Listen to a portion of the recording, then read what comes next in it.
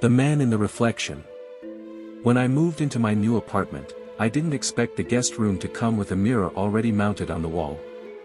It was tall, antique, with a wooden frame that looked hand-carved. It gave the room a strange charm, so I left it alone. The first night, as I walked past the guest room on my way to bed, something caught my eye in the mirror. A shape. I froze. There was a man standing behind me in the reflection, tall, thin, wearing something dark. I turned fast, heart in my throat. No one was there. Just empty space. I stared at the mirror again. Empty. I told myself I was just tired. I'd been unpacking all day. Brushed it off. But the next night, it happened again. I walked past the room, and there he was. Closer this time. Right behind me. His face wasn't clear, just a pale blur, but he was there. I spun around again, nothing. I stopped walking past that room. Started closing the door at night. That didn't help. One night, the door was wide open when I woke up. I always shut it.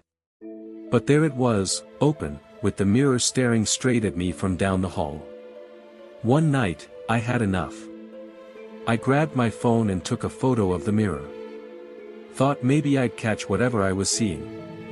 When I looked at the photo, I nearly dropped the phone. There was a face.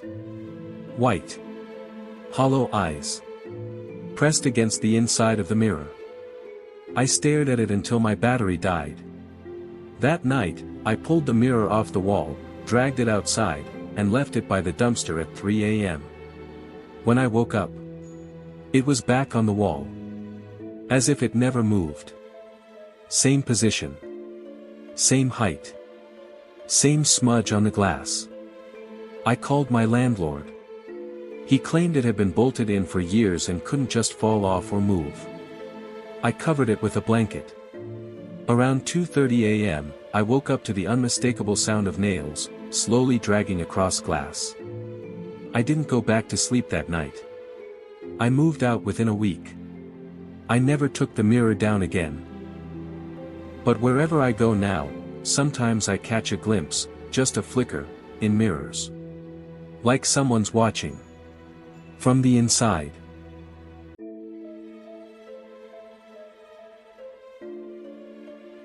The hitchhiker on Route 39. I used to work overnight delivery routes, mostly for small-town contracts. Quiet. Isolated. Easy money. One night, I had to make a late drop-off and take Route 39 back home. If you've never driven Route 39 at 1 a.m., imagine foggy forest roads with no lights, no houses, and no cell reception. Just darkness. As I rounded a bend, I saw someone up ahead, standing on the side of the road. A woman. She had a long white coat, her face half covered by her hood. She raised her hand to wave as I passed. I slowed down, instinctively. Rolled the window down a little. "You okay?" I called. She didn't answer. Just walked slowly around to the passenger side. Her face stayed in shadow, but I could see she was older, way older than I expected. Her skin looked, almost waxy. Like a mannequin that had melted slightly. I locked the door. I wasn't sure why. Something about her gave me chills. She stopped walking. Stared. Then smiled. Her lips didn't move right, like her face was remembering how to smile after a long time. Then she disappeared behind my van. I looked around. Couldn't see her in the mirrors. She was gone. Then, bang. Bang. 2 heavy knocks, on the roof. I floored it. Didn't stop driving until I hit a gas station 30 minutes away. I got out. Checked the van. No one. Not on the roof. Not underneath. No footprints in the gravel. I told myself it was just some crazy lady. But the same thing happened again. 2 weeks later. Different road. Middle of nowhere. Same time. Same woman. Only this time, she was standing in the middle of the road, arms wide, like she was waiting for me to stop. I didn't. I swerved around her and drove through a ditch just to get away. They say there's an old story about a woman who was killed hitchhiking on Route 39 back in the 70s. Never found her body. Just one of her boots. I don't drive night routes anymore.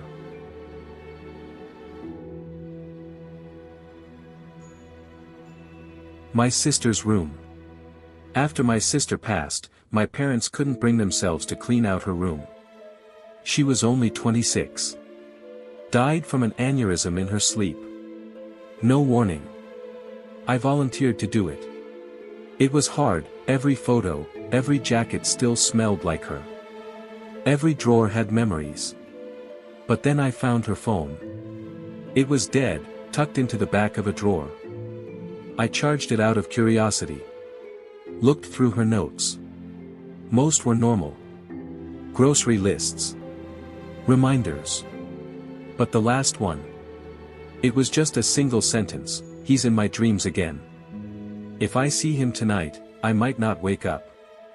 That stopped me cold. I had no idea she was having nightmares.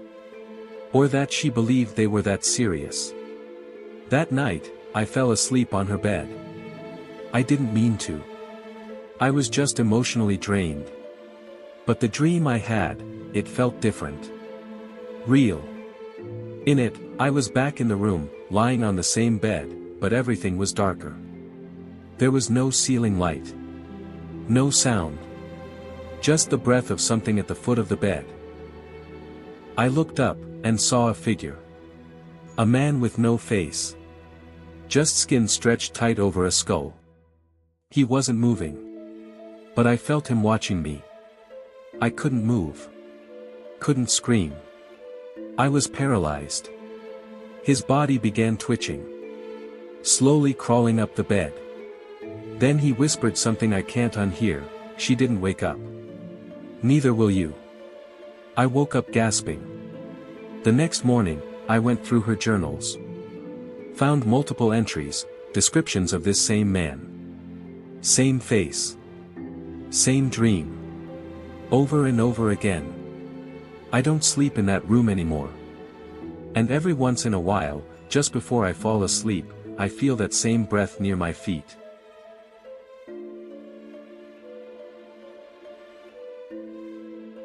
The basement tenant. I live in a split-level home. The basement is a rental unit, supposed to be unoccupied. One day, my landlord told me someone had finally signed a lease. Quiet guy. Paid in cash. Moved in at night. I didn't see him. But I started hearing things. Furniture moving at odd hours. Chains. Soft humming. The smell of wet carpet, like mold and something metallic. I knocked a few times. No response. One night, the humming turned into something else. A low chant, repeated over and over again. I couldn't make out the words. Just the rhythm. I called the landlord. He seemed confused. I never rented it out, he said. Still trying to get it cleaned. That's when I got scared. He came over. We unlocked the basement together. No furniture. Just empty space. But on the walls, someone had carved dozens of lines of text into the paint. Most were smudged or scratched out. But one phrase repeated across 3 walls. He's upstairs now. That night, I heard the sound again. But it was above me. Not below. That was the last night I slept in that house. I moved in with my brother the next morning. I drove by the house a few months later. It was boarded up. The landlord had disappeared. No forwarding address. I don't want to know what moved in downstairs.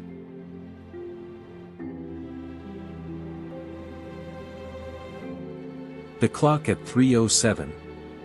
I found the old clock at a yard sale, beautiful oak finish, brass trim, hand-carved numbers. It didn't work, but it was perfect for the mantle. The first night, I heard a ticking sound. Faint.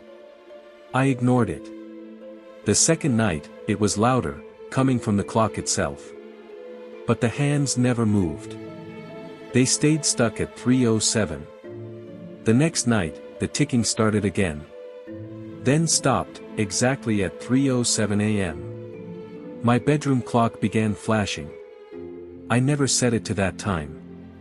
The alarm wasn't even enabled. But there it was, flashing over and over, 3:07.